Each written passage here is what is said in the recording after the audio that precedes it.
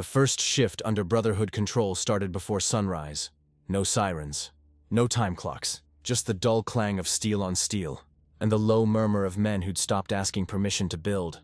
Ferrum Logistics had withdrawn from Eastyard in the dead of night, claiming restructuring. In truth, they'd been outmaneuvered.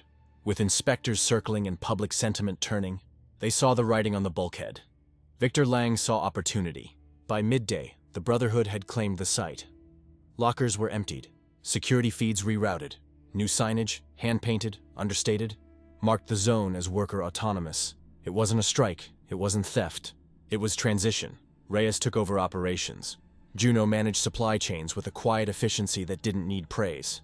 Camilla, barely out of her 20s, was assigned to morale, which increasingly meant tracking who lingered too long at lunch and who left early without reporting to zone control. Victor called it trust. Others saw it differently. Productivity spiked within the first week. With no middlemen to skim profits or delay orders, fabrication lines moved faster. Welding crews voted on shift structures. Even waste management became a point of pride. Clean lines, clear systems, shared accountability. But not everyone smiled. "Feels watched," muttered one grinder to another as he glanced up at the repurposed security dome. The cameras still worked. Now they just served a different boss. Victor denied micro-monitoring. "We only intervene when safety's at risk," he said flatly. But the logs showed otherwise. When old-timers from Dock 12 questioned schedule rotations, their names quietly disappeared from the next week's duty roster. Still, many believed. The yard ran like a machine, humming on pride and precision. Even the rain seemed to pause at the gates.